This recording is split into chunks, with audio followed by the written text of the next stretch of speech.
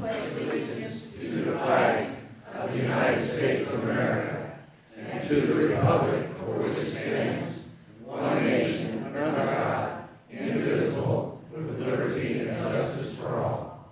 Okay, you'll remain standing. I actually want to read you something that was written in 1965 by Paul Harvey. Do you all remember Paul Harvey? He was a commentator and raconteur. Now, keep in mind when I read this to you, this was in 1965, and then after I've read it, I would love to be able to pray over you. So listen to this. This is what Paul Harvey said in 1965. This was one of his radio shows. If I were the devil, the prince of darkness, I want to engulf the whole world in darkness. I want 1/3 of the real estate, 4/5 of the population, and I would not be happy until I seized the ripest apple of the tree, you. So I'd start with the United States. I'd subvert the churches. I'd tell them, do as you please. To the young people, I'd say, the Bible's a myth. And I would tell them what is bad is good, what is good is square. And with older people, I teach them to pray, Our Father who art in Washington. Then I'd get organized. I'd have families at war with themselves, churches at war with themselves, nations at war with themselves, until all were consumed with hatred. I'd have the media fanning the flames. I'd evict God from the courthouse, the schoolhouse, and the halls of Congress. And best of all, in God's churches, I'd substitute psychology for religion, and I'd deify science. I'd make the symbol of Easter an egg, and the symbol of Christmas a bottle. I'd take from those who have and give to those who are lazy, and thus I'd kill their ambition. I would caution against hard work, patriotism, moral conduct, and marriage. In other words, if I were the devil, I'd keep on doing exactly what I'm doing. Let us pray. Heavenly Father, our Adonai, will you help us? We need your mighty intercession in our beloved United States of America. And we are so grateful tonight for all of these patriots who are here, and we're especially grateful for our senator and our representatives. Father, we know how hard it is to run for office, the kind of energy and perseverance and bravery it takes. So we ask for a special blessing on these folks who are serving us. And Father, there are citizens here who are engaged and who are educated, and they're here because they want to take a part in this process. And Father, will you bless them for their energy and for their involvement. And there are members here who are officers of these local clubs, and they work tirelessly to engage their fellow citizens and educate them. And Father, we ask a special blessing on them as well. So Father, tonight we need for you to please bless this conversation. Keep it civil, give us wisdom and discernment. Deuteronomy 32:30 says, 1 can chase 1,000, but 2 can put 10,000 to flight. So Father, give us unified strength so that we can stare down apostasy and stand up for liberty. Liberty is your blessing to us, and we are eternally grateful. I personally pray all this in the precious name of Christ Jesus.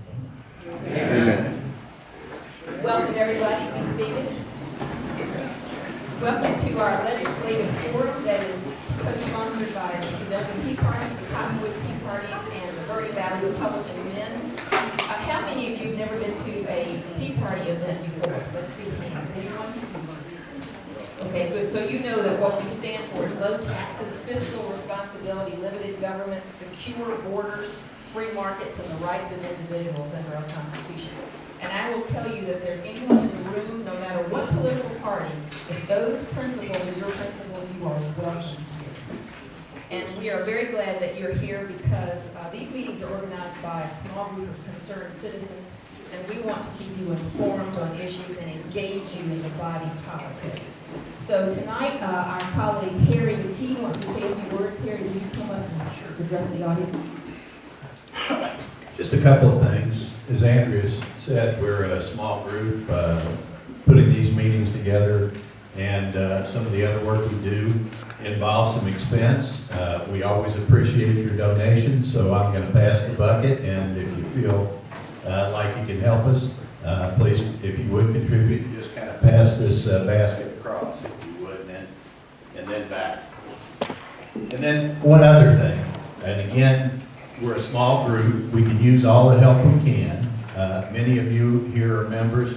Some of you aren't. We'd love for you to join the Tea Party. and become active members.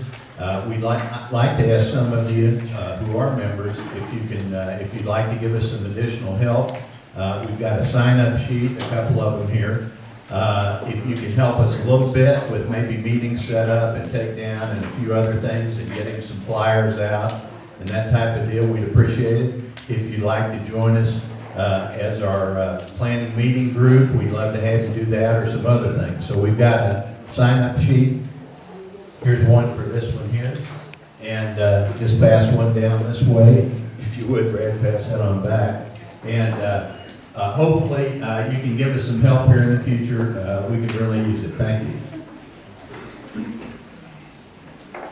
Thank you, Harry. I'd like to recognize some of the officers from the other clubs. Charlie's here. Charlie, will you stand up?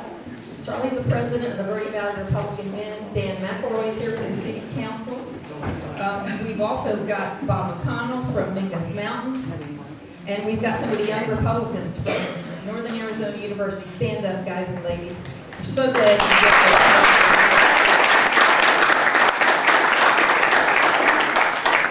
If there's anybody I missed, please stand up, and we welcome you, because we know we've got folks from all over, so we're glad you're here. I want to tell you really quickly about our November meeting, because it's a little sneak preview of coming attractions. We're having Yale Wishnet come and talk to us, and he's going to come and talk on the fair tax. And you might say, well, why should I be interested in the fair tax? But let me pose some questions to you as the audience. Are any of you concerned about your tax bills and if your money's being spent effectively and efficiently? Give me a show of hands. Anybody concerned? How about, are you concerned about the IRS being used potentially for political purposes? Anyone? How about the Internal Revenue Code, which is thousands of pages? Is anybody that get discombobulated by the Internal Revenue Code? Well, let me just tell you a little bit about what the fair tax is very quickly in a nutshell. No more IRS, no more incomprehensible tax code, no more income tax returns, no more hidden taxes on purchase prices. You're taxed only when you consume and not on income or productivity. No more federal withholding and no estate tax.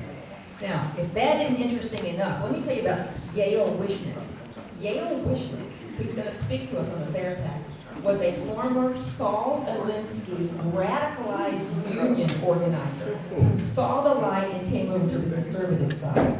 So if the fair tax information is not interesting enough, his life story is going to be fascinating. So November the 7th, first Thursday, Cowboy Church, 6:30. Put it on your calendars.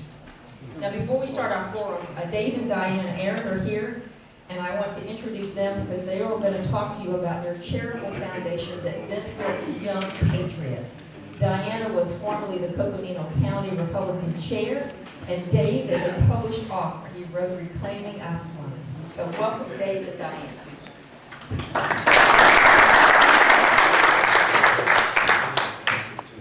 Thank you. So David and I moved to Sedona a year ago from Flagstaff. We said they can have the snow, and the East Berkeley people, they can keep too. But the reason, no, we have lots of friends in Flagstaff. It's beautiful. It's too cold. We just came from a golf lesson, so we apologize for our appearance. David and I have started a 501(c)(3) that sends high school students to the Reagan Ranch and the Reagan Library. All expenses paid. This is our 4th year, and we have sent some wonderful kids. Actually, we're the chaperones, and we've never had children, so. But no worries, we're both registered nurses, so they're in good hands. But Dave's going to talk to you a bit about the scholarship, and we do this all from contributions from great people like you guys, and give it to David. Hi there. A few years ago, up in Flagstaff, a group of conservative Republicans got together and decided we need to start reaching out to the younger population. And college Republicans in NAU, I mean, they rock, believe me. They were so instrumental in last year's election. We weren't happy with some of the outcomes, but some of the outcomes were good. So anyway, a few years ago, we decided We had a college group, but we needed something to reach out to high school kids because they get nothing but liberal doctrine in high schools. So we started up this 501c3. It's called American Eagle Scholarship Foundation. It's not, I got a question if it was related to the Boy Scouts. It's not. It's just the name we came up with. And what we do is we have high school students, and if you know any high school students that would like to apply for this scholarship, she helps me a lot. We've been married for 40 years. We think of if you know college students high school students that would like to apply, we have some applications here. They just go online, fill it in. They're graded by their GPA, their community involvement. It's all rated. And then we'll send out an essay question the 1st of November. They'll have 2 weeks to respond to this essay question. The students are then rated, and by the end of the year, we will choose 3 to go to the Reagan Library, and then on to the high school conference at the Reagan Ranch in Santa Barbara. The kids the high school students that have gone to this thing, it is just an amazing transformation. They go there, they don't know anybody, they meet with 200 or 300 high school students from around the U.S. and Canada that have like-minded ideas. Michelle Malcolm has been a speaker there. Last time I was there, Michael Reagan talked about his father. Michael Medved has been. They just hear some of the best speakers, and they come back, and these people are on fire. These kids go back to their schools, and they stand up to their teachers, and they say, no, we're not doing that. And anyway, we're looking for contributions. We're looking for high school students to apply. So if you would like to do either one, we have some brochures here that has our website, and that's about it. Thank you. Thank you so much. Tonight, we want to come up and speak on behalf of Anna Cates, and she's not here. Dwight's going to tell you a little bit about chamber music's new 2013 and 14 season. Yeah, Anna sends her apologies. She couldn't be here with us tonight, but she gave me the information, and I will try to fill in the best I can. For those of you who don't know, we have a world-class music organization. It is also a 501c3. It's called Chamber Music Sedona. I have, this will get your attention, courtesy of Chamber Music, I have 33 buy one, get one free complimentary tickets for one of the opera events. So if you have an interest, see me at any time during it, and I will give you one of these. They're trying to introduce a broader community. This is the brochure, and very quickly, there are really three sections to it. If you heard about the Met Opera live in HD at the Sedona Performing Arts Center, there will be 10 of those. The first one is this Saturday, and they're a whole group of them, including ones you may have heard of. Puccini's Tosca is probably one of the most recognized, as well as Verdi's Falstaff. It is shown at the Sedona Performing Arts Center. At this time of year, it starts at 10 o'clock. There is a pre-concert talk before by one of the local people who will help you understand. If you've never been to an opera, it will help you kind of understand what you're about to see. I will tell you, I've been in the Met Opera in New York, Andrew and I have been, and this is a much richer experience because you not only have your own perspective, there are 3 cameras between scenes, they're in behind, and so you're kind of seeing the changing of the scenery. During the intermissions, they also interview the performers. It's an amazing way to watch an opera. And you can buy tickets online if you go to the Chamber Music Sedona website. The other thing is we actually do concert series, and there are probably one of the most most well-known one is the Romero Guitar Group. They're going to have a Christmas holiday concert here in Sedona on December the 1st. There will also be a Winterfest down in the village, and we're bringing jazz back to Sedona in March. There will be the Sedona Jazz Fest will be here. And then finally, the Bluegrass Festival that many of you may have attended over at Los Abogados in June is also sponsored by Chamber Music. So I have a number of these brochures that Anna had left with me. I can pass them out. It will kind of tell you the entire season. And if you have an interest, please take one of these 2-for-1s and come join us. Thank you. Thank you.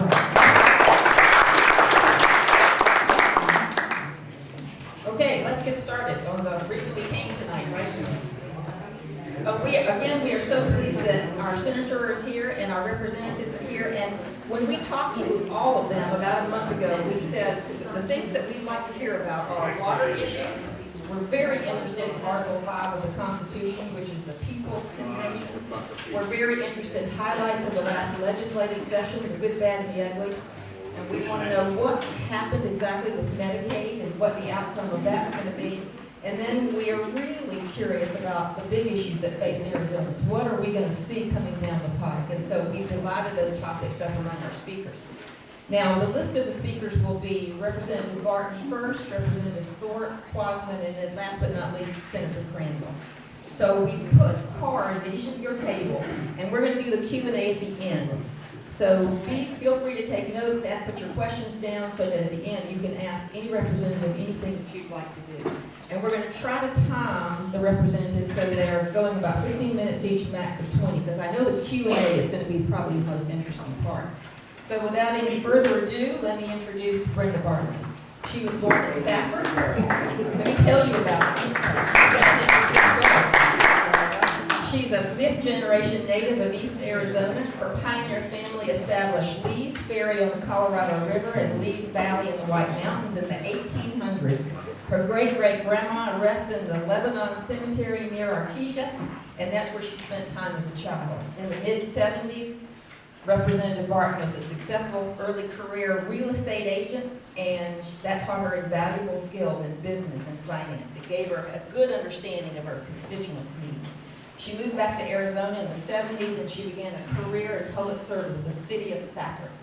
As a political activist in the 90s, she was an elected officer of the People for the West, and she was a veteran of the Sagebrush Rebellion. So she's been fighting for your land rights ever since. She's a member of the National Council of State Legislators, the Heartland Institute, the American Legislative Exchange Council, the Arizona Citizens Defense League, and the Arizona Federation of Republican Women. She believes in a strong state economy coupled with the conservation of our unique quality of life. Americans for Prosperity calls Brenda Barton a champion of the taxpayer. Join us in welcoming Brenda Barton.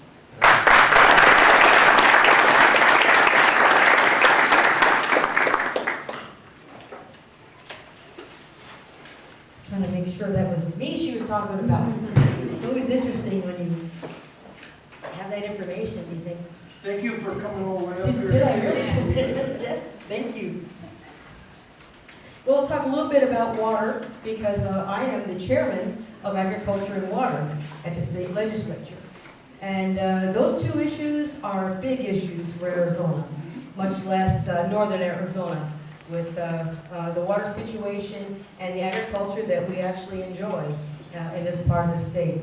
And nothing like going over towards Williams and seeing all that land out there, and a little cow here and a steer over here, and see some bull out there roaming around, and then all of a sudden you just see some antelope jumping. It's like, okay, now I know where the antelope roam, right here in Arizona. It's really fabulous. During the legislative session, we had a rather contentious bill labeled now as HB 2338, which, just to put your mind at ease, it is a dead bill. Okay, that bill died in my committee. I didn't allow it to be brought forward for a vote. We did have hearings, and the hearings were quite well attended. 200 or more people showed up for the hearing.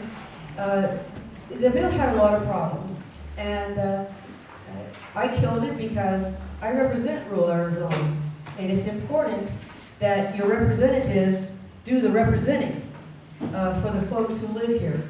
and that's important to me. The thought about the bill was being able to get water from point A to point B because everybody lives in area B and the water is located in area A. That's something we need to talk about, and it needs to be discussed. We have to decide how we're going to get the water where it's needed. But that bill was not the answer. And it had a lot of areas in there, including eminent domain, that I have a hard time with. I have a lot of heartburn with eminent domain and the way it can and often is used in the public. Also, part of the water discussion is, of course, our Navajo generating station, which is a coal-fired electric generating station. It actually is a highly efficient coal-fired electric generating station. It's located on the Navajo reservation, and most of the employees are Navajo and the Hopis. We buy the coal from the Hopis. They have a very nice, clean coal that is mined there, and it's internal economy for Arizona. Not to mention the fact that the electricity that's generated from the Navajo generating station pumps the water on the CAP, Central Arizona Project. That's how the water gets from the Colorado River through Maricopa County Canal and ends up in Tucson. So water is very heavy. It costs a lot of greenbacks, if we really have greenbacks, to pump the water from the Colorado River all the way through and lift that water out of the river basin into the canal and keep it moving into Tucson. Along with the canal is an organization called Central Arizona Groundwater Replenishing District. Now this is a district that I'm kind of keeping my eye on because they are mandated through the legislature. They have a legislative criteria. Their job is to replenish or replace groundwater pumping within the CAP and the active management areas.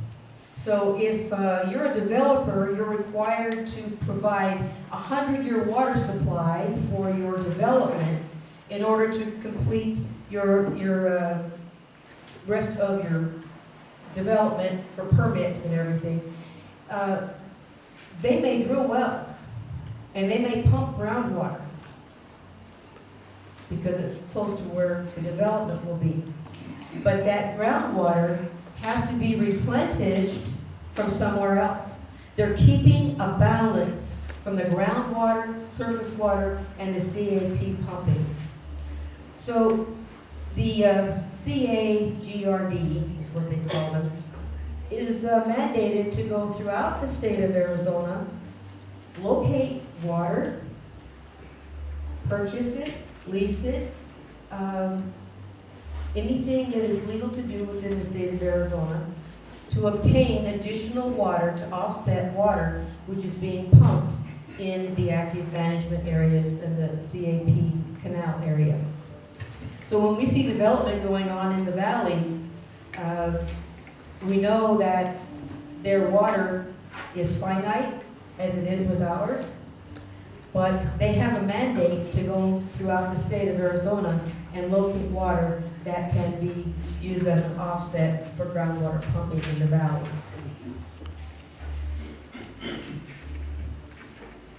$1,500 acres has been fallowed in the Yuma farming area under the program that the Central Arizona Groundwater Replenishing District is providing a study on the fallowing of some land, and the people who own the land were in agreement. It's a test.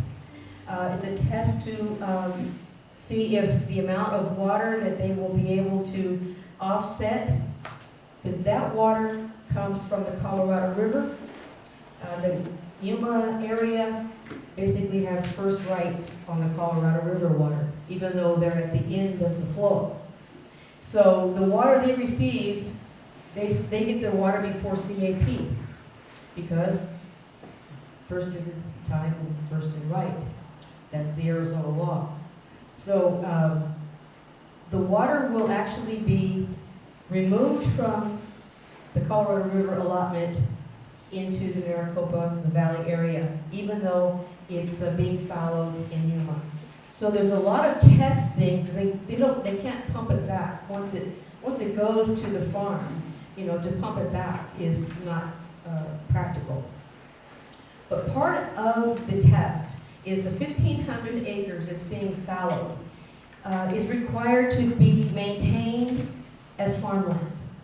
They have to maintain the ditches, and they have to maintain the waterways. They cannot turn it into a subdivision. They cannot reuse the land for anything other than farming.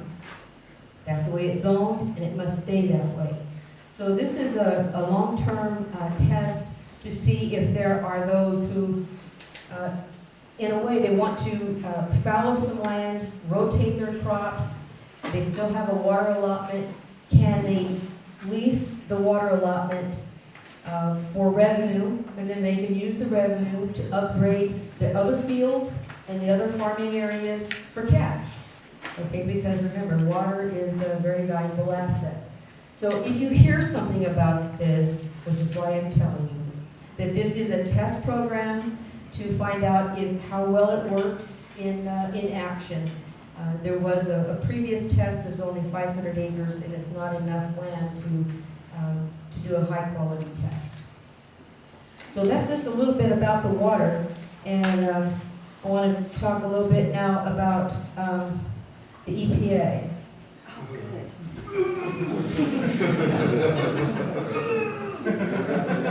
Oh, yes. This is a little notice that I received. I'm just going to read a little section of it. Of course, it's under the EPA's Clean Water Act. Now look, everybody likes clean water. We know we have to have clean water. That's not the issue. The issue is how is this being implemented. So according to the EPA, the proposed regulations will clarify what waters and their tributaries will fall under federal jurisdiction.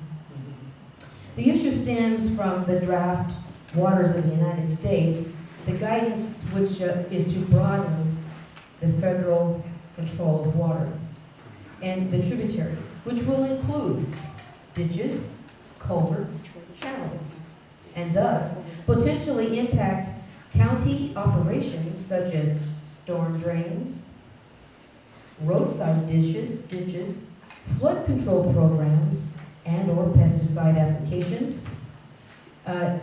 They're additionally, they're going to release the draft report, so you can actually go look at it. They're calling it connectivity of streams and wetlands to the downstream waters, which will be used as the scientific basis needed to clarify the Clean Water Act's jurisdiction. So connectivity means all the water's connected. Remember, water knows where it needs to go. It goes where it goes, except when you channel it to do one thing or another. So connectivity will affect your rain runoff, ditches, culverts, canals, watersheds, streams, rivers, lakes, reservoirs. They will all be connected. So you can go look that up. Okay. The next issue, which is a big issue, but I'm just going to hit some highlights because many of you know about this, the Article 5 amendment process. Some of you have already read the book by Mr. Levin, I'm sure. There's 143 words in the article, but 53 of them are important. Congress, on the application of the legislatures of 2/3 of several states, shall call a convention for permitting amendments, which, in either case, shall be valid to all intent and purposes as part of the Constitution when ratified by the legislatures of 3/4 of the several states, or by a convention of 3/4. So, in other words, the Article 5 is there as I was gonna say a stopgap, but it's kind of a default. It's an area that, when nothing else has worked, it's time to pull that plug. Article 5. Article 5 is important. It is being talked about throughout the nation. I was at a meeting in Chicago where we talked about it extensively. And I'm going to show you, this is the paperwork on Indiana's model legislation. It has been signed by the governor. It is law in Indiana. This is the law that establishes your delegates for the convention to amend. This is not a constitutional conference, or not a constitutional convention. This is a convention to amend by the state legislature. The state legislatures, and there are 17 to 23 of us already are moving in that direction. But before we actually do the call, we have to make sure that all the states have the method on how you will decide who your delegates will be.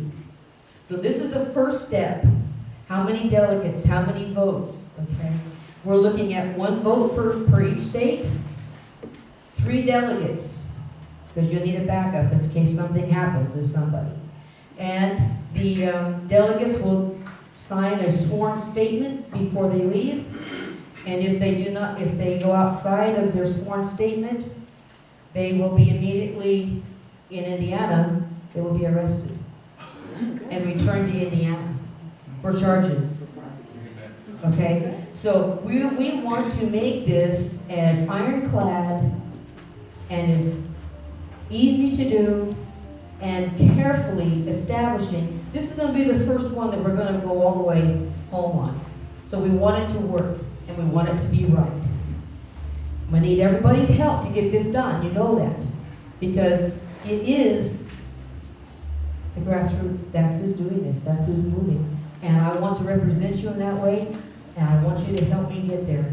It's going to be a hard thing to do in our legislature. There are many people there who believe that it'll be a runaway con-con. Well, it's not going to be a con-con. It's not going to be a constitutional convention.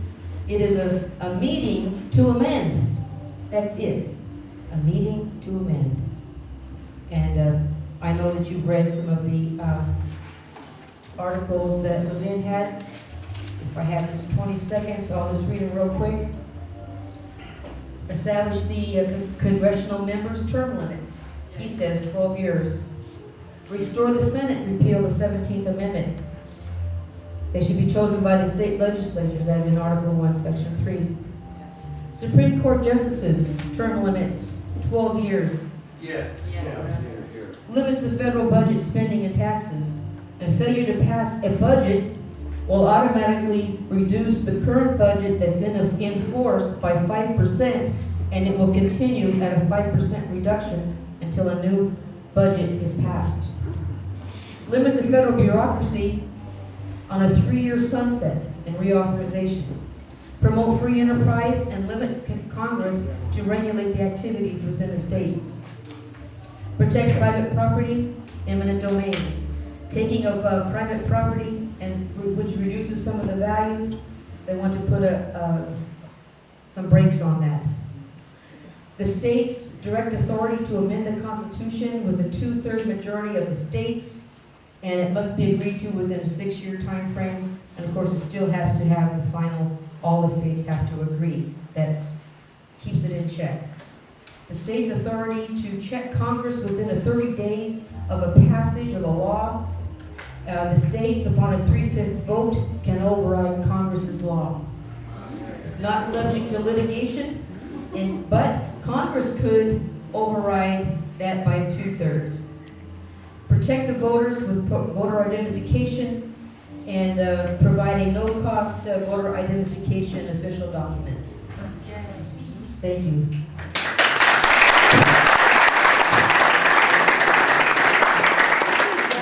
Hold on, Brenda. What about holding all the Congress, the Senate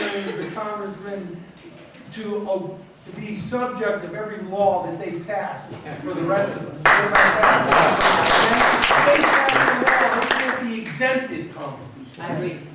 Thank you for that comment. Thank you. We'll talk more about that when we get to the very end. Thank you for that comment. Okay, Representative Bob Thorpe is here. We're so glad to see him. He came up from the Capitol. Let me tell you a little bit about him.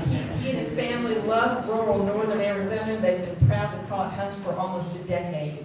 He's worked hard for the citizens of rural northern Arizona and for the good and prosperity of our great state. He's a constitutional author and co-founder of the Balanced Budget Amendment Task Force. That's a grassroots organization that promotes fiscal discipline and reform of our out-of-control federal debt, spending, and taxes. He is a businessman, so he knows a lot about the challenges that face job creators. He has 30 years of business experience and 10 years of volunteer public service. When he's not in the legislature, he makes time to volunteer as a firefighter in Flagstaff and an EMT. He tutors students in Flagstaff, and he volunteers at his church. He's a member of the Energy, Environment, and Natural Resources Committee, a member of the Higher Education Workforce Development Committee, and he's the vice chair of the Technology and Infrastructure Committee. Americans for Prosperity calls him a hero of the taxpayer. Let's welcome Bob Thorpe.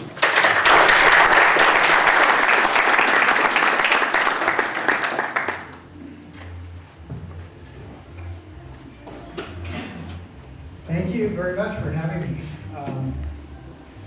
It's running a little bit late this evening. Senator Crandall and I have a real concern about off-road vehicle decal that you have to purchase and how that money is being spent. So I was spending some time with an official from our state's Parks Department trying to really get a handle on what the original intent of that law was, because it predated me.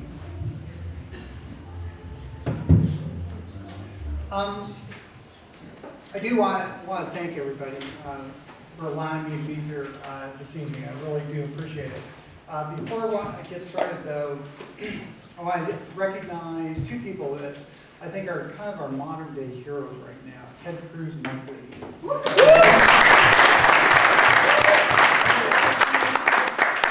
Ted Cruz in particular, he had spent some time, as was mentioned, I'm a co-founder of the Balanced Budget Amendment Task Force, which is a national association, and he would call into some of our conference calls that we have, and so I think that he believes the way we believe, that just like Mark Levin's book, if you haven't gotten a copy, please get a copy of Mark Levin's book.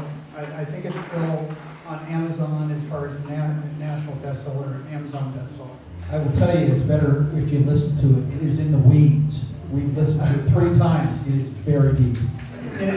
But it's worth doing. I've been told it's his best book, and so I would appreciate it, each and every one of you take a look at it, because we really need your help down at the legislature if we're going to move ahead using this Article 5. I'm going to talk a little bit more about this in just a minute.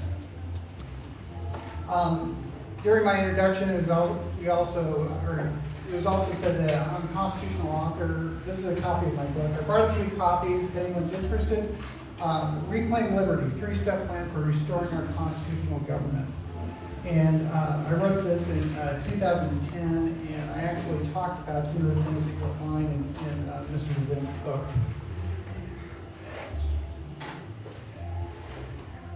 I don't know if you mentioned this, but I was a board member of the Flagstaff Tea Party, and very proud to serve in that capacity up there. I'm always thrilled to come down to the Sedona Tea Party, because typically you outnumber what we were able to pull together up in Flagstaff. So it's great to see that you have a real good group and a real good gathering this evening. I wanted to describe just real briefly what the legislative process is. Somebody comes to me and they say, I've got this great idea, or there's a terrible injustice that needs to be changed. And they give me this idea, and I listen to their idea, constituent, and I think, yeah, that is a good idea. So then I start working on it. I start drafting it out. When I'm down at the legislature, we have something called the legislative or Ledge Council is what it's called. It's a nonpartisan group of attorneys, and they're really quite good. So they'll look at my idea from the perspective of, is it constitutional, both at the state level as well as at the federal level. If they feel it is, they'll go ahead and actually draft the law for me. Once they draft the law, I'll then review it and decide whether it really reads the way I'd like it to read. If it does, then I'll bring it around to my fellow legislator. I'll bring it over to Adam Posman, who's an enthusiastic, pro-constitutional, fiscal conservative. I'll bring it, and I'm not going to repeat myself because the same titles belong to Senator Crandall as well as to Brent Barton. So I'll be looking for folks that will co-sponsor my bill, that agree with what I'm trying to accomplish. If I get enough people to do that, then I'll go ahead and drop the bill, and then the Speaker of the House will decide which committees that bill will be heard by. So it's already gone through one constitutional check at Ledge Council. It also goes through a semi-constitutional check because some of our members are attorneys. And so they'll take a look at it and scrutinize it. It then goes through a third constitutional check because to get the bill through the system in the House, it might be assigned to several committees. It also has to go through our Rules Committee. And the purpose of the Rules Committee is once again to test the bill to see if it passes constitutional muster. So then, if the bill makes it through all those committees, and I have to be an advocate at each committee, talking about my bill, talking to the chairman, trying to encourage them to push the bill forward. If it makes it through that process, then it's heard a couple times on the House floor and voted on. If it passes that, then it gets sent over to the Senate, where it starts the process all over again. If the Senate, through that process, decides to amend the bill, then the bill has to come back to the House to be approved again to make sure the amendment is proper. So if it makes it through all those hurdles, then it's sent up to Governor Brewer's office where she vetoes the bill. So that's pretty much and Chester will tell you a little bit about that. He had a bill that I'm sure each and every one of you probably agreed with, is the idea that if you brought in a gold piece, you could use it as legal tender. You could go in, and of course it had to be an agreement between you and the shop owner that they would accept it as legal tender. It made it through the House, it made it through the Senate. A lot of people thought it was great. I was getting emails on a daily basis about that. I'm sorry to steal your thunder, Chester. But then it made it up to the governor, and she decided that it didn't make any sense to her. So that's kind of the process. So what happened this last legislative session? 1,234 bills. That's a combination of both the House and the Senate. How many made it through the gauntlet? 282 actually went up to the governor's desk. She signed 256 and vetoed 26. So that's quite a paring down, maybe 1/6 of the bills that were actually created, and a lot of those bills were fine bills. That's how many actually made it. We had some interesting bills. The one in particular that I like to joke around. Don't put a microphone in front of me. Don't put a TV camera in front of me. But like one of the bills that came before a Republican caucus. And the idea of the bill was just to be in compliance with the federal government. Isn't that exciting that Arizona's in compliance with the federal government? It was to allow a definition for a service animal to be a miniature pony, a miniature horse. So if you were going to go into a drugstore, grocery store, whatever, you could bring your miniature horse with you. And the idea behind this, of course, why would the federal government, why would Mr. Obama care about a miniature horse? Because most Muslim people do not like dogs. Find them dirty, filthy. So a miniature horse is acceptable. It gives a new definition to clean up on aisle 4.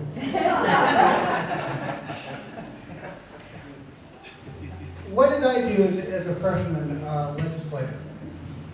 I had 16 bills that I authored myself. We refer to that as being the prime sponsor. I had 31 bills that I co-sponsored, or that I was actually the prime sponsor, that's kind of like being a co-sponsor, a little higher up than just a sponsor. And then 48 bills I co-sponsor. Of the bills that I sponsored, 2 of which related to this book. One was, the official title was Constitutional Amendments, Balanced Federal Budget.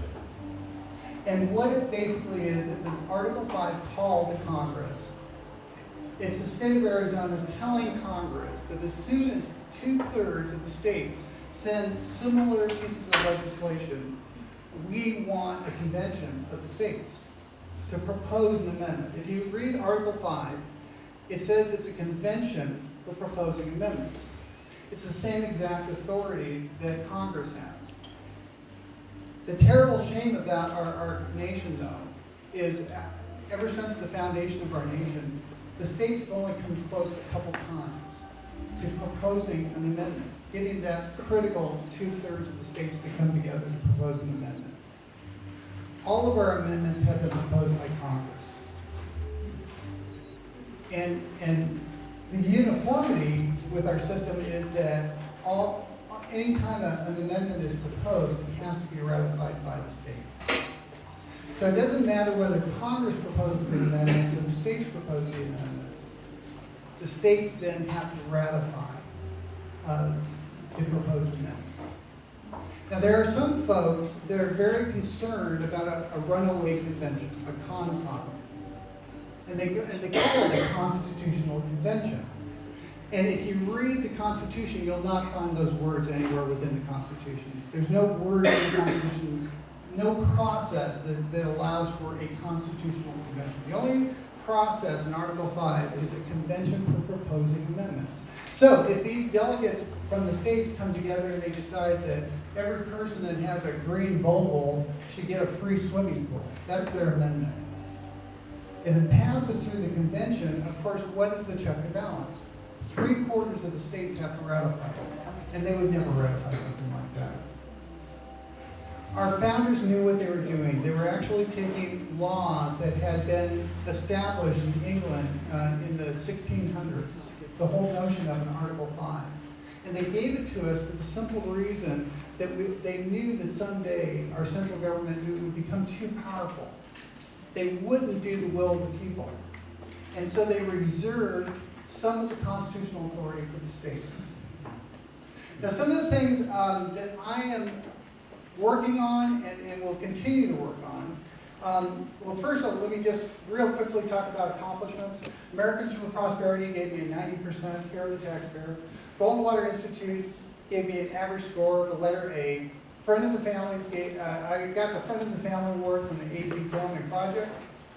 I had 100% attendance and voting record. In other words, I didn't miss a vote, I didn't miss a day through the whole session.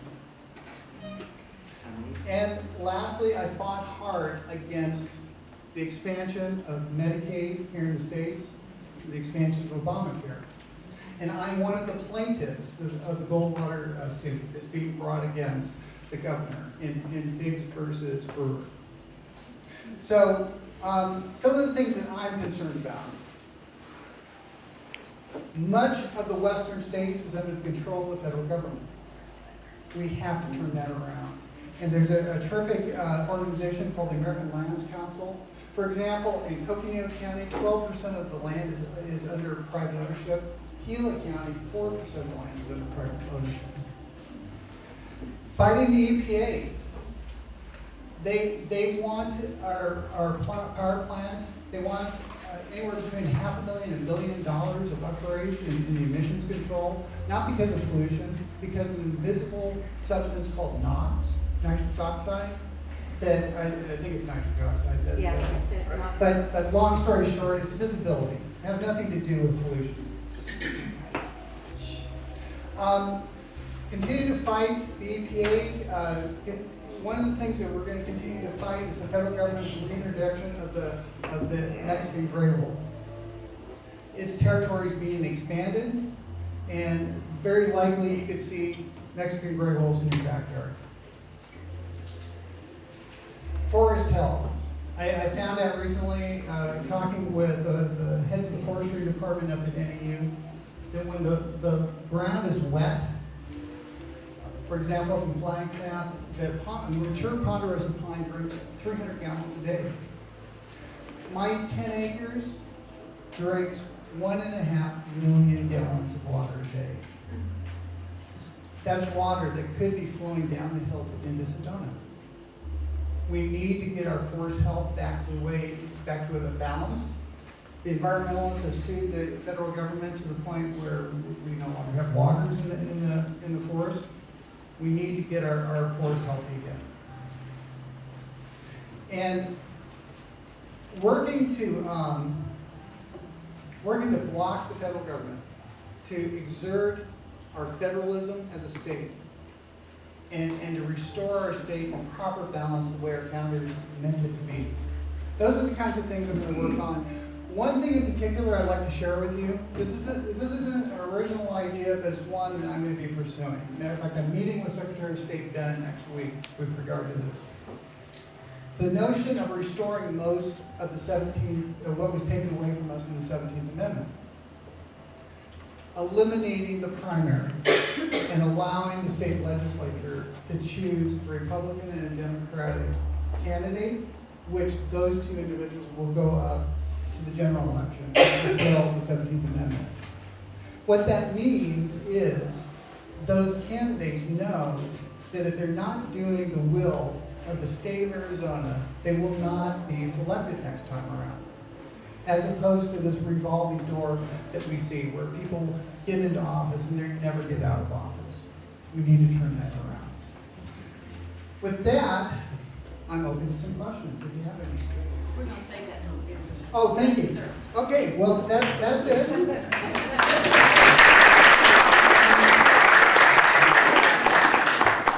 request I have, if anyone's interested in a book, I brought some, but also I have a black clipboard over here and pass it around. There's several different pages. There's Gila County, Coconino County, Yavapai, Navajo. If you haven't signed my petition, and it's only to get me onto the ballot for the primary. If you haven't signed it yet, I certainly appreciate it. Thank you. And any of you that, if you have questions afterwards, I'd love to have one-on-one and fire away. Andrea, are we going to have questions at any point? Yes, we're going to have everybody speak, and that's why I've given you the little pieces of paper so you can make notes, and then we'll have a big Q&A at the very end. Because if we allow Q&A after each speaker, we may never get done. Okay, next is Representative Quasman. He was born and raised in Tucson. He works as a financial consultant. He earned his Bachelor of Arts from Tulane, and it was awarded cum laude. He has a Master's in Economics from George Mason University, and his good grasp of the legislative process and the importance of limited government comes from his work at the Cato Institute. He worked at the Cato Institute's Center for Constitutional Studies and on Capitol Hill. He founded his own economics consulting firm in 2009, and he consults both private and political clients. He served as the assistant for the CEO for Carondelet Health Network, and there he researched and reported on community leadership involvement in healthcare accessibility, a big issue for all of us under the Affordable Health Care Act. He worked in the United Kingdom for RAND Corporation, and he assisted in the research of Islamic terrorism. And while he was there, he studied at Cambridge Institute of the Study of Politics and Economics. He lives in Oro Valley. He currently attends Congregational Anshai Israel, where he serves as a scriptural teacher. He volunteers teaching economics to young folks through the Junior Achievement Program. And he serves as the vice chair of the House Ways and Means Committee and sits on the Appropriations and Commerce Committee. Americans for Prosperity call him a hero to the taxpayers. Join me in welcoming Adam Quasman. And being in the legislature is a new job. You look toward guidance and mentors, and I have the best mentor in the world because my mama bear tells me when I'm getting out of line, and she also tells me when I'm doing a good job. So I'm so honored, and Bob is a great friend, and we've been able to, we became very, very quick friends serving together as freshmen, and being able to bounce ideas back and forth is really what makes this possible, and it's what makes a Tea Party or any type of community forum worthwhile. I'm here today to talk about Obamacare, which, as we know, is getting stronger and stronger every day that goes by. Bob, what was the amount of bills that were submitted, the new piece of legislation that were submitted last year? 1,236, I think. 1,236. I don't know about you, but I think we need more bills that repeal law instead of more adding new legislation. Okay, so okay, Obamacare. Let's talk Obamacare. Those legislators in this room and senators in this room were the first people against the governor's Obamacare program. We'll start from the beginning. When Obamacare passed, there were twin pillars that applied to the states: the exchanges and the Medicaid expansion. Okay?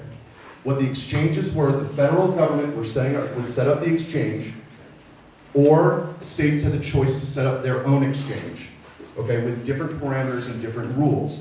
Now, it was written very hastily, and the governor made the right decision in rejecting the state exchange, which would have really hurt Arizona taxpayers and put a lot of businesses at risk in terms of the costs and fees they would have had to pay.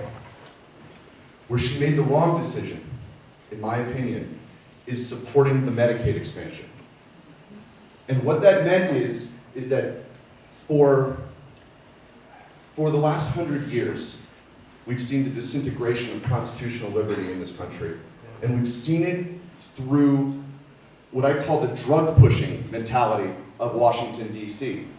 Not only are the dictates of the last 100 years completely inappropriate, but also the incentivization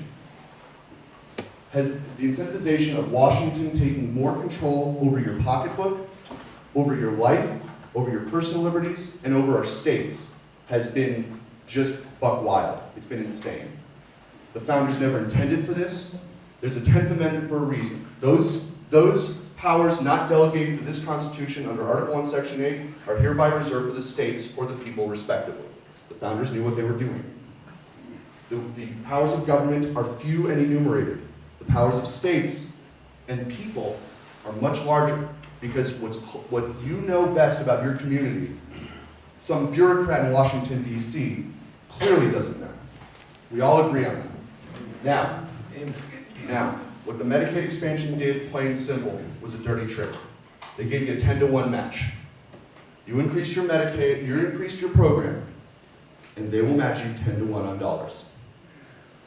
Here's what they don't tell you. Any new enrollees that don't fit that little extra group have 0% match and are 100% paid for by us, the taxpayer. Here's what also they don't want to tell you, and everybody in this room knows that, is that Washington is bankrupt, and that 100% of those dollars are taken either from China or from your grandkids and your great-grandkids and your great-great-grandkids through generational theft. This was a boondoggle from the beginning, and it of course was the way that the federal government was going to suck the states into a system that's unsustainable, and of course that's the path now to single payer. Arizona should have been the first to stand up against it. Unfortunately, we were the first red state to really go all in for it. Now, we expanded Medicaid years ago, and the irony of the whole thing is that they argued that insurance rates would stop skyrocketing, okay? Uncompensated care would cease to exist. Does that sound familiar, by the way? Okay? And it would be cost effective for the state of Arizona. This was 10 years ago. And what happened? Insurance rates have gone up by 60%. Uncompensated care has continued to skyrocket. Rural hospitals are still going out of business. Okay? This affects our communities. And all because big government is not the solution to our problems. Limited government, local control, and a vibrant private economy is the solution to our problems. And if we want to reform healthcare in this state, and frankly in this country, we need tort reform, we need the ability to buy health insurance across state lines, we need FDA reform, we need the ability for small businesses like mine, the way I work with my financial advisory firm. I'm their in-house economist. They don't like watching CNBC, they turn to me instead. I tell them the world is coming to an end every single day. That's why they group me up here. We need to be able to group with other small businesses to drive down the cost of care. Because as you know, when you have a larger pool, the costs go down. Just like it's a simple supply and demand curve that I teach to my economics students at high school. We did the opposite. Oh, in Florida, by the way, how about this one? The Florida governor wanted to expand Medicaid, and it was killed in committee in the House in Florida. Do you know what they cited? Arizona's battle with Medicaid expansion 10 years ago. They said, this doesn't work, so we're not going to do it. They learned better than we did. I'm proud to have been, I believe I was the first state legislator to really come out in an opinion editorial, to really get out there and say, there is this group of us standing shoulder to shoulder with the other legislators, with Brenda and Bob and Chester, in this room, not in this room, but outside, saying that we will not stand for the largest expansion of a welfare state program in Arizona's history. We were not going to stand by it. And I don't care, this is not about Republican or Democrat. This is about conservatism. This is about what makes America great. This is about standing up for Arizona against an overreaching federal government and big government in general. I don't care if you have an R or a D after your name. If you want to expand the welfare state, raise taxes, and limit people's individual freedoms, you're in the wrong business. And I'm going to do whatever I can to stop you. The second thing, beside those costs that would skyrocket, the second thing that was the problem with Medicaid expansion, I always say that with economics, it's not in the head. Economics belongs here. If we're not doing this for the right reasons, there's no point in any type of theory. If we can't really see where the rubber meets the road. What's your name, sir? Brad. Brad? Do you have any children? No, well, not home. Do you have children at home at some point? Yeah. Okay, what is your son or daughter's name? Alex? Alex, okay? Well, what if I told you this? What if I went to Alex, and Alex, let's say for the sake of argument, was an 8-year-old, okay? And I said, Alex, for Christmas, Santa's gonna give you, this is over here, Santa's gonna give you a new toy train, tickets to the Diamondbacks games, you're gonna get a cool new motorcycle that you're not allowed to ride because you're 8 years old and therefore it doesn't work with this example. You're gonna have an all-expense paid trip to Disneyland. Don't worry, it's all gonna happen. Alex is going to think reasonably that Alex is gonna get all these things, right? Because I just told Alex that, and I'm an adult. Can you afford those things for Christmas? No. It is unfair to you, but more importantly, to afford that. That's us, the taxpayer. But more importantly, it's unfair to Alex. So let's say you now qualify for Medicaid under the Obamacare expansion, and you were told that you are now going to have free health care. We are all agents of economics. We are all real, reasonable people. If I was told I was going to get health care, am I going to spend more or less on my own health care? Less. We spend less because it's going to be for free, right? Right. Now, when the government goes bankrupt and they can't afford to send any more money back to the states, and the so-called circuit breaker is pulled, and we have to, and that was our stopgap to make sure the state doesn't go bankrupt. What happens to to the health care for people like Alex? It doesn't exist. You have pulled the rug out from under the people who need help the most. It's unsustainable. It's not right. And I would argue it's immoral. That alone should have been an argument. Should have been the argument to get rid of health, to get rid of this Medicaid expansion through Obamacare. That's why Obamacare as a whole is immoral. There's many reasons why it's immoral. That's the reason in the state of Arizona through this expansion, it was wrong. I truly believe that having the best interests of those who need help the most at heart, and we use these stories to push for free markets, limited government, that there's a better path forward for those who need it. That's how we win elections. And that's how we make this country great, and that's how we make the state of Arizona great. Third thing, and most importantly, to us in the legislature, is that it's unconstitutional. The Medicaid expansion was unconstitutional because you all passed Proposition 108. I voted for it too, as a private citizen. Prop 108 said any tax increase needs a 2/3 majority. Now, the way they qualify for that 10-to-1 match is through a tax placed on hospitals. That's a tax increase. Obamacare passed, now tell me if you've heard this before, at 3:42 in the morning after they suspended the rules, didn't send the budget through the Appropriations Committee, did whatever they wanted to, threatened to overthrow the Speaker of the House, and these are members of the Republican Party, of my party, overthrow the Speaker of the House and slam it through in the middle of the night. They did it with a simple majority. It sounds just like Pelosi. I see a drug test Pelosi shirt. It sounds just like Pelosi. I'm sorry. That does not fly. I'm proud to be a co-plaintiff along with Brenda and Chester and Bob in the Goldwater Institute lawsuit because that is unconstitutional. I'm sorry. It just does not fly. It does not hold water. We're going to court. I'm sorry. We'll fight you in court.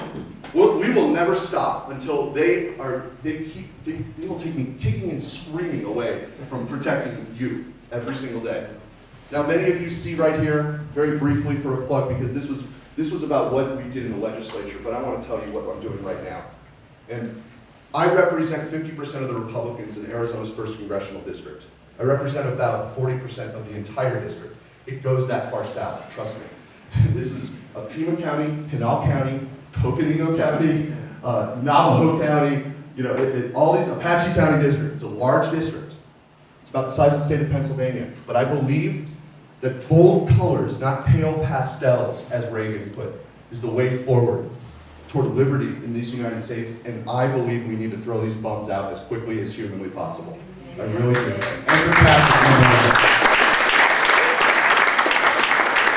for the fight that I brought every day to the legislature, I promise you, as you get to know me, this is what I do, this is who I am.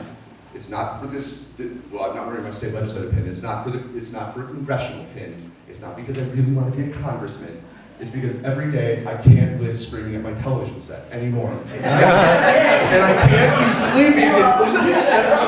be sleeping in fetal position anymore after, I've been sleeping in fetal position since Obama beat Romney. It's done. I'm done. We need more Ted Cruz. We need more Mike Lee. We need more fighters out there. And the good guys in Arizona, like Matt Salmon and David Schweikert, and Paul Gosar, they need backup. And that's how we fight and win elections. If you learn about me, I got this handy-dandy little note card. I got this is about the primary race where we send conservatives to Congress, not just Republicans to Congress. If you want to learn more, sign-up sheets are going around. Thank you very much. I'm Adam Clausen. I appreciate it.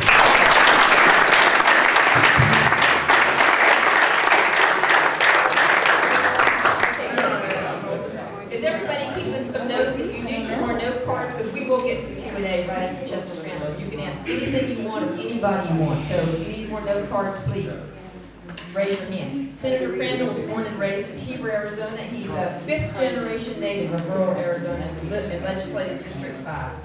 He has worked in education for 30 years. The last 10 years, he was the superintendent of the Northern Arizona Vocational Institute of Technology, NAVIT. And there he created a partnership with Northland Pioneer College to provide educational services to NAVIT. He's a graduate of the University of Arizona with a degree in agricultural education and is a graduate of NAU with a master's in educational leadership. Now, the committees he serves on are, he's a member of the Appropriations, Vice Chair of Education, member of both Government and Environment and the Natural Resources and Rural Affairs Committees, and he's the chair of the Public Safety Committee. Americans for Prosperity named Senator Crandall a hero. He currently resides in Heber with his wife of 44 years, Alice. They have 9 children, and sweet Katie is here, she's one of them. They have 26 grandchildren. It sounds like an effective voting block to me.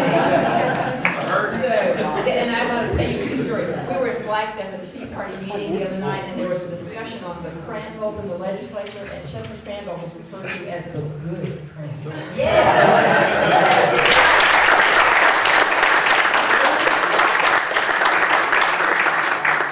Thank you very much for that introduction, but there's been an upgrade.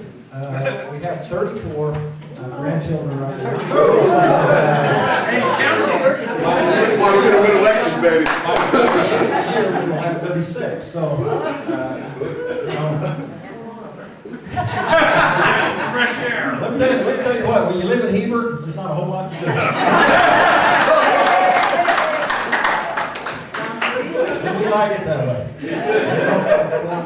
We take care of the things that are important in life, and family is one of those things to me that is very important. And I appreciate my wife driving me around all over the state. When we started this gig 3 years ago, I said, Alice, are you sure this is what you want? And her comment was, do we get to go to the valley for the winter time? I don't know that's a very good trade-off, but she likes it, and so we will continue. You know, there's been a lot of talk about Obamacare. There's been a lot of talk about things that went through the state legislature last year. In my opinion, it was one of the worst sessions that we've had in the state of Arizona, based on the things that happened.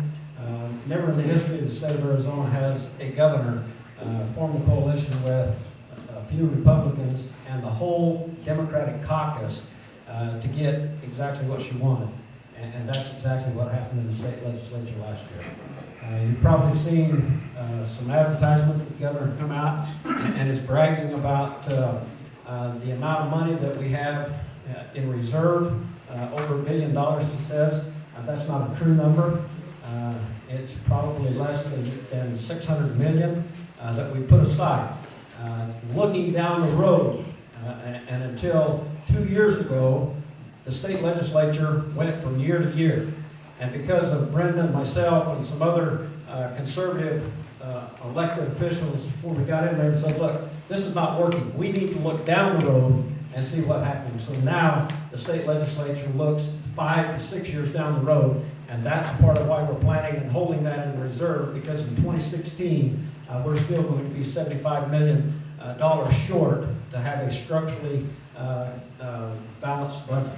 And so when you hear the governor, because of her conservative values and because of the things that she did, we had to pull her along kicking and screaming to give a budget and to be able to save the money that we have to provide for what's going to happen when the Medicaid expansion and all these things that she has passed kicked in, that's going to fall directly on the taxpayer. And it's a scary thought. And so don't be deluged into thinking that the governor has done a whole lot for the state, because in my opinion, she's taken us further down the road to bankruptcy, and we need to get that back. I want to talk a little bit about some of the things, and it's going to be a little personal on my part, because I don't know what everybody else is going to run, but there's some things that we need to do.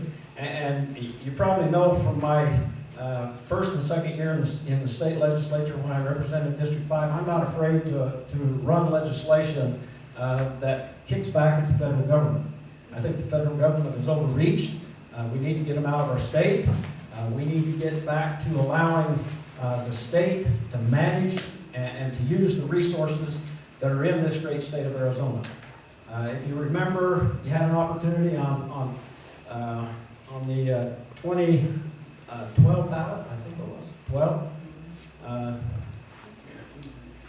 to vote for Proposition 120, which basically said the state of Arizona would take over and manage all the lands within its boundaries. And I got a lot of heat over that, oh, we can't take the state parks, and we can't take the federal parks, and we can't do this, you're going to destroy. Well, I bet there's a lot of people right now that wished that the state of Arizona had taken over the Grand Canyon. To the public, and Arizona would still be receiving all the money that that park brings in. We've got to get back to that point. And I, with Brenda and others, are looking to work with Utah to pass the legislation this year that will work toward getting that taken care of. We need to finish the statehood process. It has never been done in the 13 western states. And the 13 western states need to get together and make sure that that happens, that we get that back. Here again,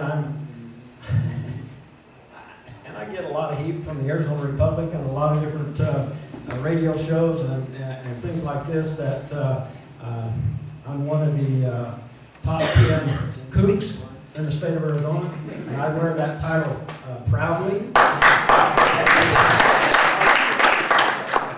because the state of Arizona to me is the greatest state in the union. And what's happening right now with the federal government in the Endangered Species Act and a lot of the different things that they're pushing off on us, they're destroying the state that I grew up in and love with a passion. And so last year I passed 1016, Senate concurrent resolution 1016, and you'll be able to see it on the ballot in 2014, that basically says that if the state of Arizona, the people, or the state legislature in the state of Arizona deems something to be unconstitutional coming down from the federal government, that the state will not expend any resources to implement that law.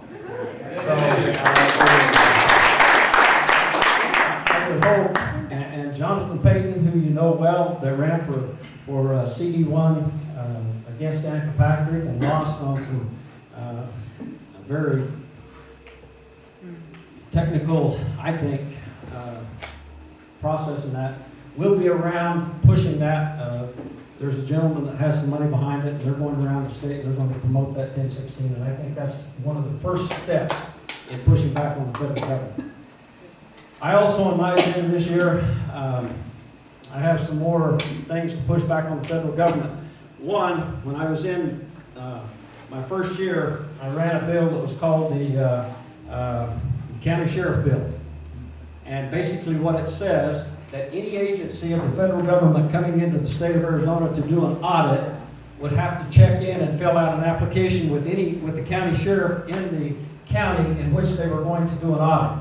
And it was named specifically for MSHA, OSHA, because they were going into the mining, and they just come in and say, we're going to look and we're going to take over. And, you know, and I look at the Constitution and I say, wait a minute, the Constitution protects. If you're not looking for something specifically and you don't have a warrant to look there, what gives you the authority to come into my state, into my county, and demand that I open the doors and let you take any look you want, anytime you want?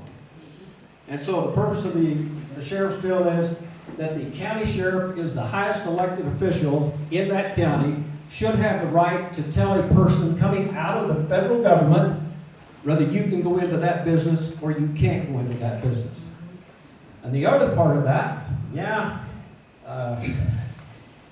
if they're going to get in, they fill the application, and they feel like they have the right to get there. And most of the time, in fact, there's every time that I can think of, when the MSHA or any of those came in and actually did an audit or an inspection, they always leave with a levied fine.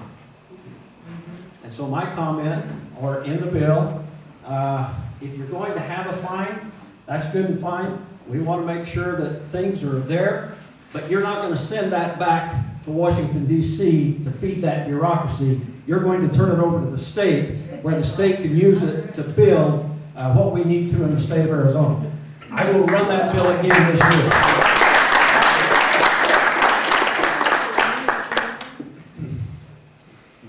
I pack a Constitution around with me all the time. I think it's very important.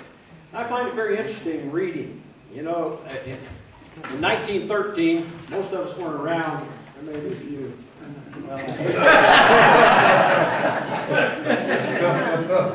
We weren't around, but as I look at 1913, that was one of the blackest years for the people of the United States.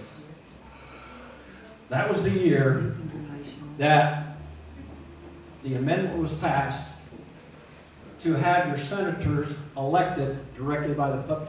You wonder why there's so much contention at the U.S. House of Representatives and the Senate? Do you ever think about that? Every day. Let me give you my theory. I may be wrong, but let me give you my theory. My theory is that when the original Constitution, the Founding Fathers, put the Constitution together, they said, we've got the several states, okay? And we have the people. We need to represent the people, and so each representative is going to represent so many people. And they're going to be elected by the people, and oh, by the way, they're going to be re-elected every 2 years. But we also have the states that we need to protect, so we're going to have a Senate to protect the states. And because they're going to be appointed by the state legislatures, so that they're accountable to the state legislature, so that they protect the state legislature and the states, we're going to let them have a term of 6 years. Because guess what, guys? If the senators are not protecting the state, what's going to happen after the end of 6 years? And maybe even before that. You're not going to go back. So what happened is, when you became elected, now you have two groups that are vying for the same vote.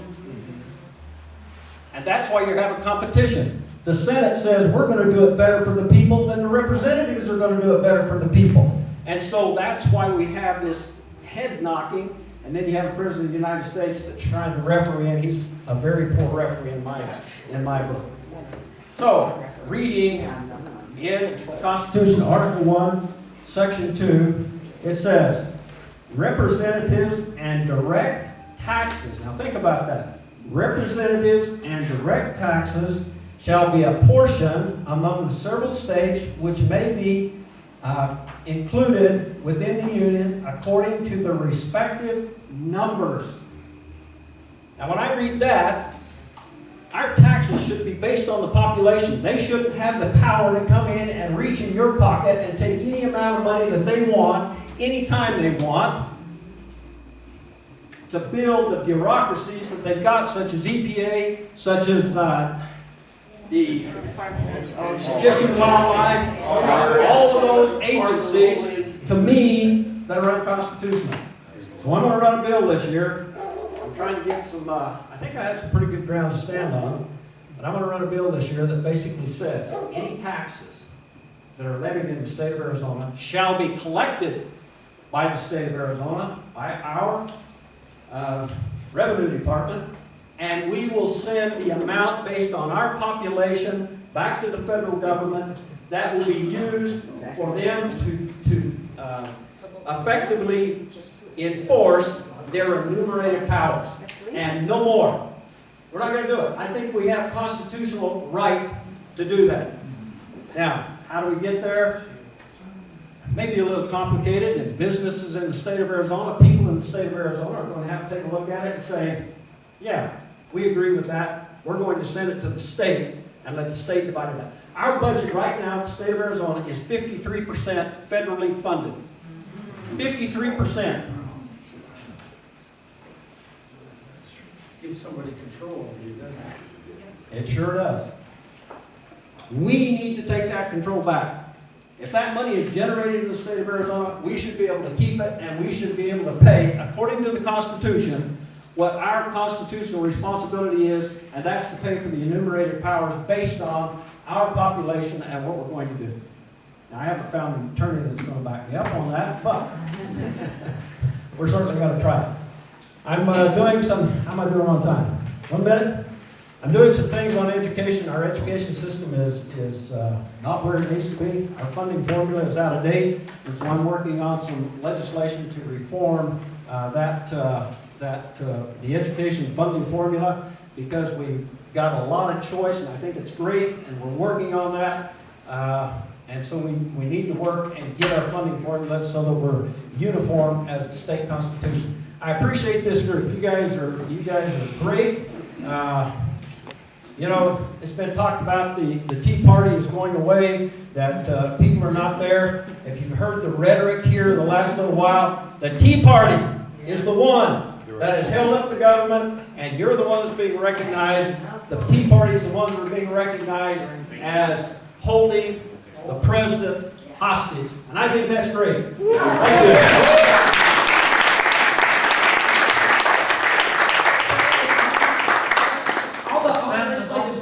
For Q&A. Now is your time, everybody. So let's do this. Raise your hand if you have a question. We'll bring a mic to you. Keep your questions succinct, please, so everybody gets a chance. And thank you in advance for your civility. And the guy with the stopwatch is going to stop you at 1 minute. You got 1 minute to ask a question. What we don't want is for people to start prophesizing about their own personal things. Ask your questions, please. Do I have a question? Okay.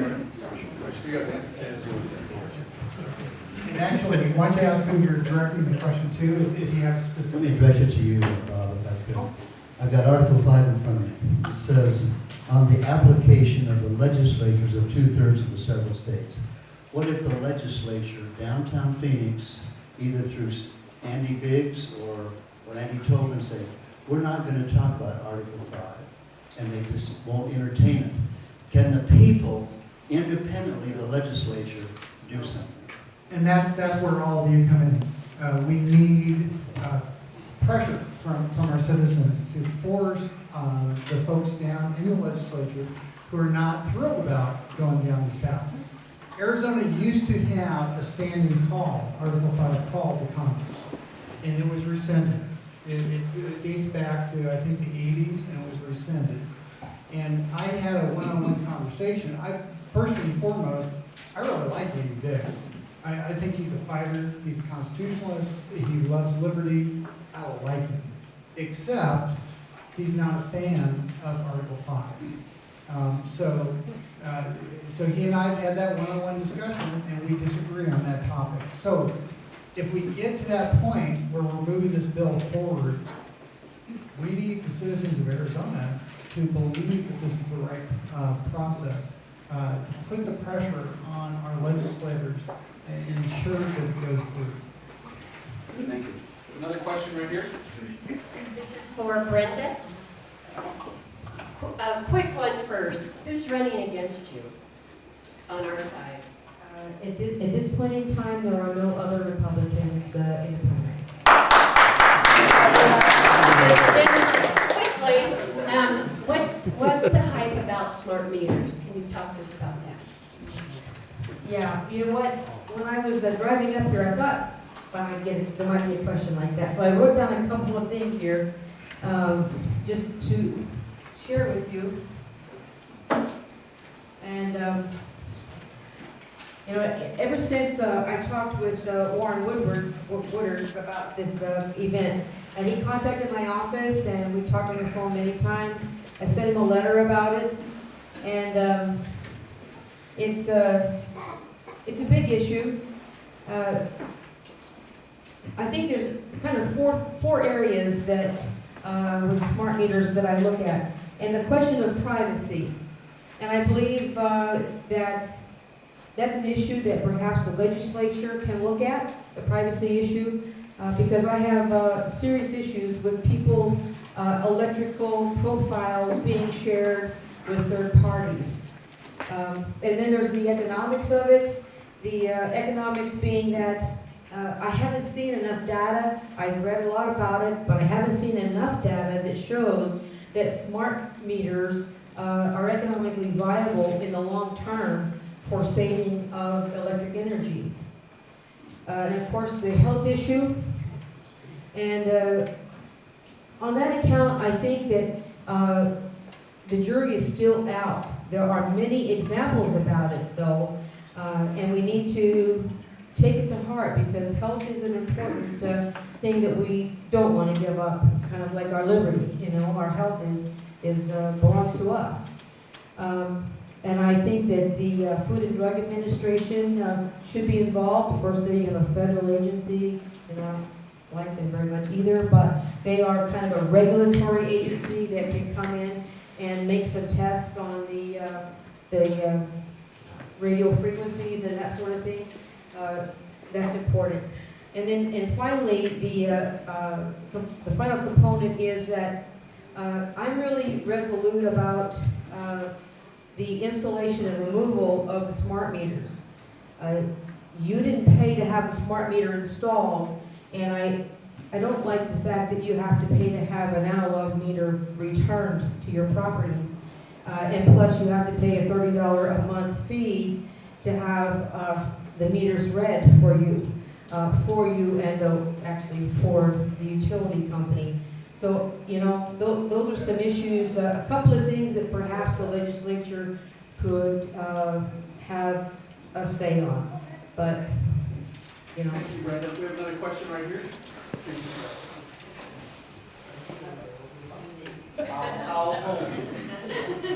Does the governor have the privilege of executive order like the U.S. President does? Yes. And if so, how can this executive order be overruled?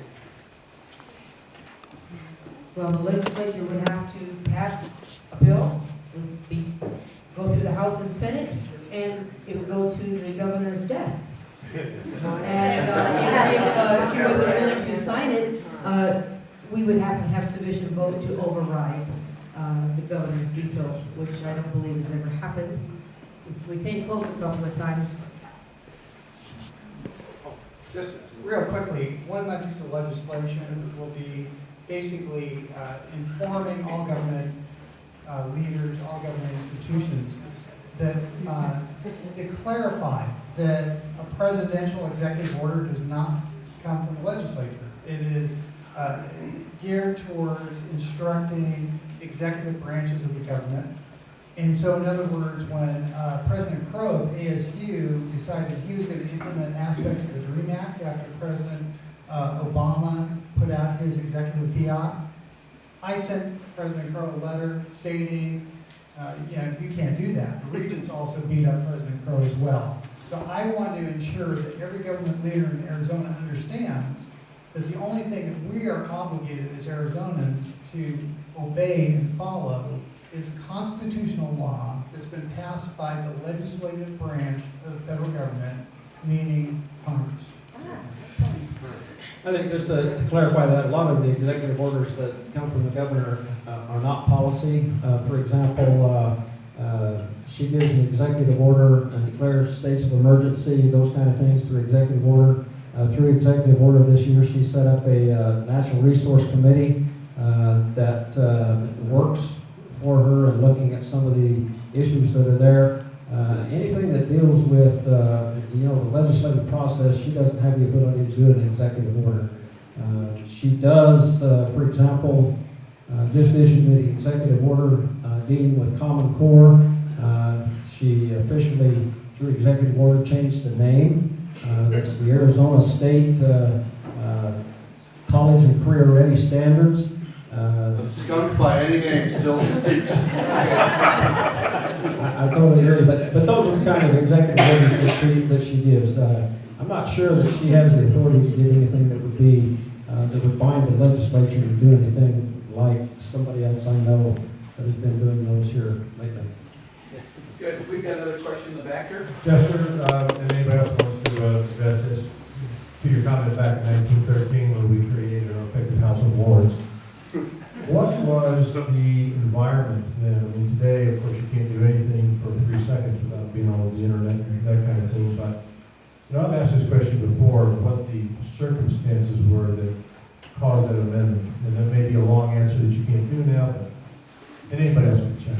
Well, I went back and did some research because I'm very passionate about the division of the legislative branch of government. As long as you have two houses that are trying to keep the same group of people and the same aspects happy, you're not going to be happy. I don't care if you're a Democrat or Republican or whatever. You can't do it. You can't. When you're competing for their vote, you can't make everybody happy. And what I found in my research as I looked at that, there was a lot of capital cronyism, a lot of different things that were happening in the Senate, in those appointments. A lot of deals were being made, and so a lot of the states got together and said, "Hey, wait a minute, this is not good." Those are there. One of the things that they should have done is they should have went a little bit further if they're going to do that, and actually lined out and say, okay, they're going to be elected by the people, but you still have a responsibility to the state to be able to take care of the state.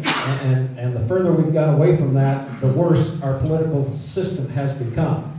The other reason that 1913 was very bad is that that's when the Federal Reserve was put in place, and we turned the government controlling of the money over to a private group of individuals that are making millions of your taxpayer dollars. And billions, maybe I should say, and they're the ones that control the economy and doing what they're needing, where they're at. And so the appointment of that branch, that group is making billions of dollars for a private group that controls federal money. And we need to get rid of that. We need to get back rid of it. And the other part of that, And the other part of that is what gives any government, I don't care who it is, particularly in the United States, that we're supposed to be a state-driven country, the right to reach over the state boundaries and pull money out of your pocket and extort that by going through payroll tax deductions that started right after World War II because they figured, somebody got smart and figured, well, heck, they're not going to miss it anyway, and it's a whole lot easier to take it out a little bit at a time than to wait for somebody to pay it at the end of the year. But if I'm going to pay my taxes, I want to pay my taxes when I want to pay my taxes. Don't extort it, and then get to the point if I don't pay it and I make a little bit too much, now they're going to give me a penalty because I didn't pay it. It's not right. It's unconstitutional, and we shouldn't allow it to happen, and we need to figure out how we fix it. We've got another question right here. And I got one for you. What we ought to do is put the tax-paying day the day before the election. So we got a question right here. Hi, I actually have two, but they're quick. Is that all right? Yes, it is. Oh, great, thank you. Hi, is this on or does it matter? Hold it closer. Oh, okay, thank you. Hi, my name's Robin. I'm with the Tea Party in Sedona. I have a question for Bob Thorpe, and then I have a question for everyone in the panel. It's just two questions. Mr. Thorpe, or Representative Thorpe, did you help Bob is fine. Okay, Bob. Did you help Gozar create that forestry bill that passed the U.S. Congress? I did not, but I spoke with him about a week and a half ago. I was thrilled to death that he pushed it forward. I think it's part of his inspiration. I know he's had conversations with Chester, he's had conversations with me, and he understands the magnitude of the problem that we're facing. It's a great bill. Did you read it? It's a fantastic bill. Matter of fact, there's another bill that I talked to him about. There's a gentleman, representative out of Colorado, Representative Tipton, and he's putting forward a bill, and I told Gozar he needs to try to push it through. And basically, in Colorado, the Forest Service is trying to extort the ski resorts to give up their water rights before they'll renew their permits. And so that's something that Brenda really knows very intimately, that the Forest Service and the federal government, if you think about it, if you own the water rights, you own the land, and you own the people. And you can, when you turn off that spigot, prosperity dies, people have to move and go see any place that has water. And under Obama, I think that's part of the plan. Okay. Thank you. This is my last question to each one of y'all. Now, I've been out of the Arizona politics for a while, so I haven't been keeping up, and I hope this doesn't embarrass y'all. Is there anything that the state of Arizona can do to repeal the Medicaid expansion and also to repeal Obamacare? That's a great question. That's a great question. That'll be the first bill I look toward dropping for the next session, is the repeal of the Medicaid expansion immediately. And we cannot do it quick enough. Here, I'm going to be honest with you though. You know, this is going to be, it's the same fight. It's not going to win under this legislature. That's where you come in, and you come in, and you come in, and you come in. We need to send, this is why primaries matter in elections. Primaries matter. They're not, people try to tell you, the parties try to tell you, the elites try to tell you, we don't want primaries, we want to have this set of our guys. No, no, no. First of all, steel sharpens steel. It makes candidates better candidates. Secondly, we need to decide who we're going to send to our legislature and who we're going to send to Congress and the Senate. And we need to vet these clowns before they get elected and start doing some damage. And if we knew a little bit more on some of our state representatives, we wouldn't have Obamacare in Arizona right now. So that's very, very, very important. We have a multi-way gubernatorial primary. You have a CD1 primary. You know, luckily right now you have three, an amazing team of solid 2 state representatives and a solid senator. And if they want to challenge in a primary, let's have that conversation, because I'm sure they'll enjoy beating down some people who hate your liberties. That's always fun. But you know, that's a very important aspect to it. We need to make sure that we win elections in the next session, then we do it. So this session, it's not going to happen. I'm going to submit the bill. It's symbolic. It's important. Symbolism is important. We want to make sure that we keep fighting every single day. Ted Cruz knew that they were not going to be able to defund Obamacare. He knew it. The fight matters. they'll fight mad. What the heck are we doing if it doesn't matter? What's the point of this whole thing? We might as well just, if we're just going to stand there and frankly, if we're going to let people like Jan Brewer just pass Obamacare down our throats, change the rules, might as well, why even have a legislature at that point? She could just put with a knife on a list of demands on the wall and then just pass it that day. We could get out in one day. Obama the same way. We control, Republicans at least, Republicans control 1/2 of 1/3 of the United States Congress. They're not going to dictate legislation. It's not going to happen until we go through the next election cycle, we take back the Senate, we increase the numbers of real conservatives in the House, and then we can put some real pressure on the president, show a vision for the future, and like Reagan said, hang a banner of bold colors, not pale pastels, have a real difference in our nominee toward the Democratic nominee, and then we take our country back. It took them 100 years to destroy this country. 100 years. It's going to take us that long to get back, but every step, and I'll tell you, I don't know about you guys, I am sick. I'm a football fan. I'm sick of watching them score touchdown after touchdown on us, left and right. We start tonight to take our country back. It happens tonight. Thank you. I think one of the other things that you look at is Governor Brewer quoted it that the taking care of the adult population went back to a vote of the people twice, and she referred to that in the expansion of Medicaid because in a real budget crisis, one of the things we did is we had to remove some childless adults off of that free health care. And time after time, she come back and basically said, well, the voters passed it twice to be able to expand that, so all we're doing is doing what the voters.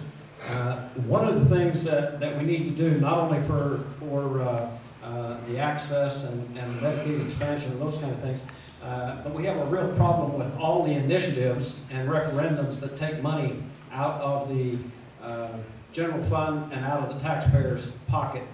And there was an initiative that passed several years ago that basically said any voter-approved initiative or referendum has to go back to a vote of the people, or it has to have 3/4 vote of both houses. Okay? I will run this year a referendum that basically says any initiative or referendum that collects taxes or takes money out of the general fund has to go back to a vote of the people every 8 years with a performance and a financial audit with a statement on the ballot saying, we think this is good legislation, it should continue, or we think this is bad legislation, needs to be voted down, so that the voters don't have to look at all the rhetoric, all the advertisements and everything of outside state money that comes in to persuade you to vote for what they want.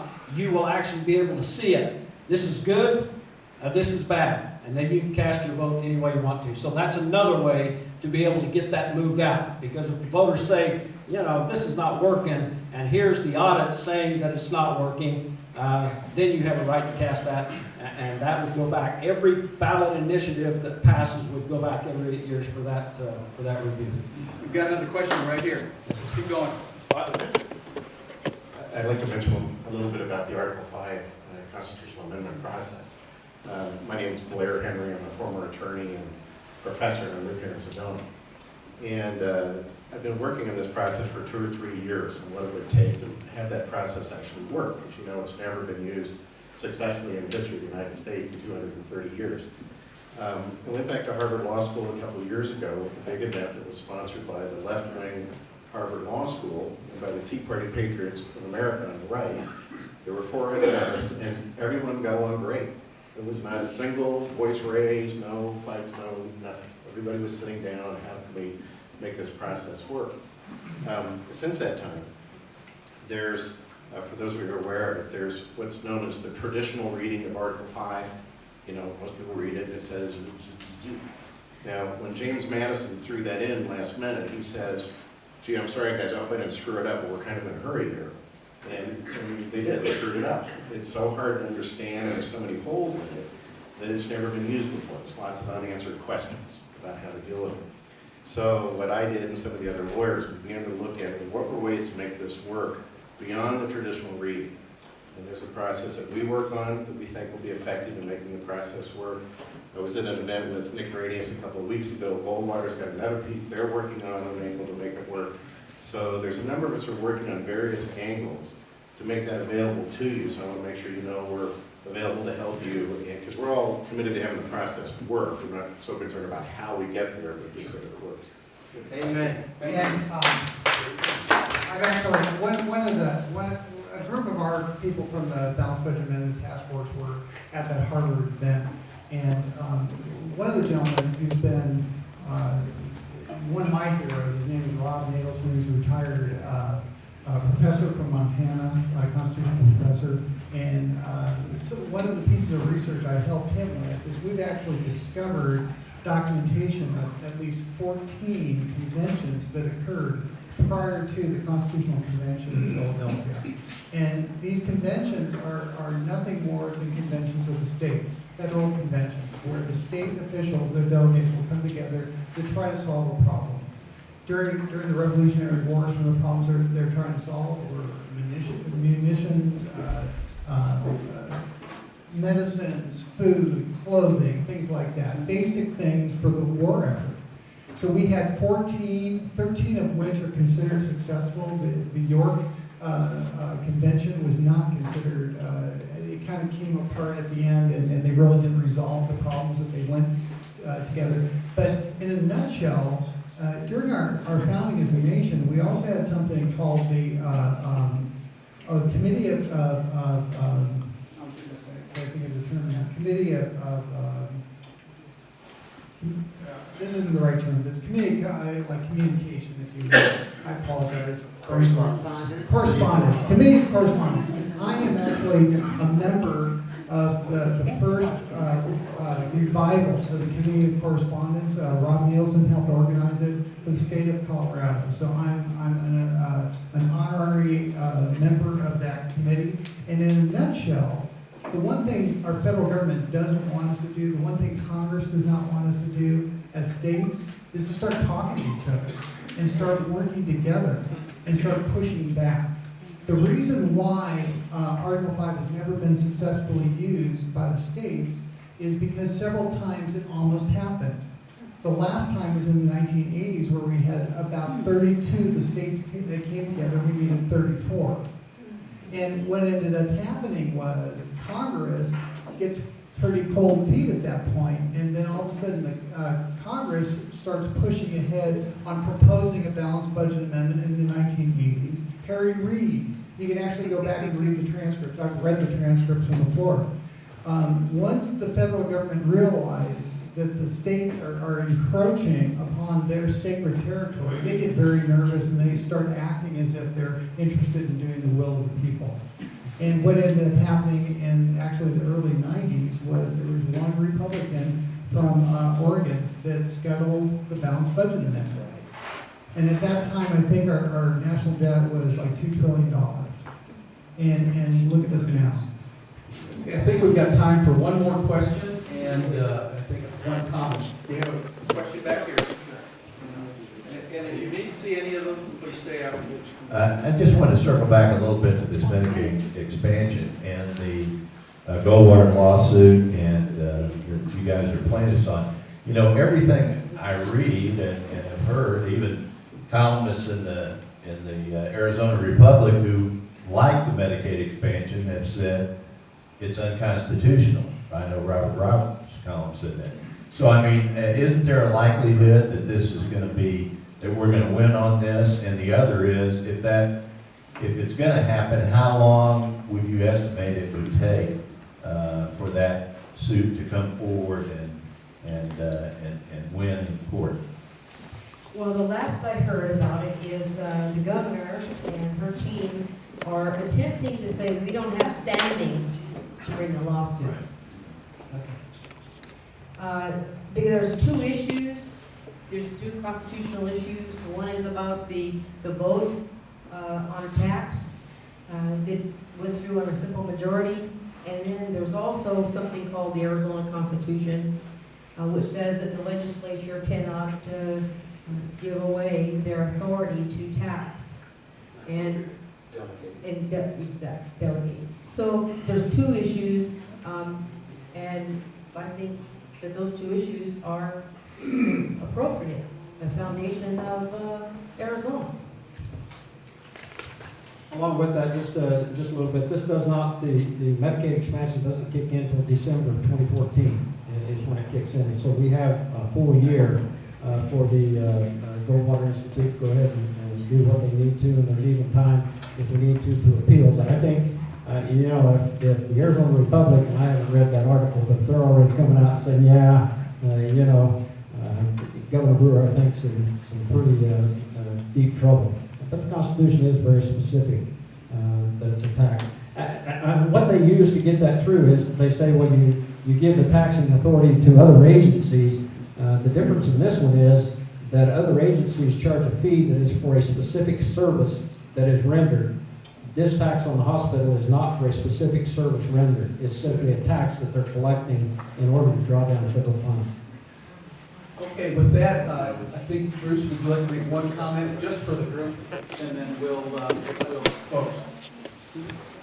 Just a very quick comment. The 9 traitors in the Republican caucus of the legislature, and I think there were 4 or 5 in the Senate that rolled over for the governor and with the Democrats a Medicaid expansion last week. Maybe some of you have seen it. The Arizona Hospital Administrators Association held a fundraiser for them, raising over $350,000, so that right now each of those traders has $27,000 toward their primary, and this was the first of 3 fundraisers. There are 2 more. They have been pledged, this is called Votes for Dollars, they've been pledged to receive upwards of $100,000 for their services to the Arizona Hospital Administrators Association. The second thing, to give you an idea just how our governor plays, we have 2 legislative districts, Legislative District 13, which is Litchfield Park, northern Yuma, and Legislative 14, which is Sierra Vista up into Safford. We have 4 solid, conservative, Republican incumbents there. Darren Mitchell, Steve Montenegro, Dave Gallen, and Dave Stevens. Our governor, through a training program in Phoenix, has recruited, they have recruited and are running moderate Republican women, moderate left of center.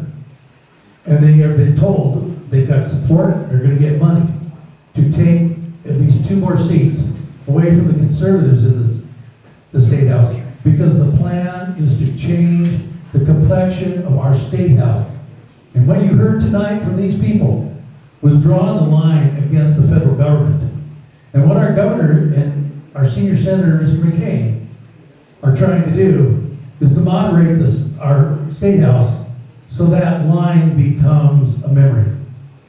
And just so you know what you're up against, it's out there, it's happening. Is there a war in the Republican Party? Yes, there is. And hopefully, as we told tonight, we need all hands on deck.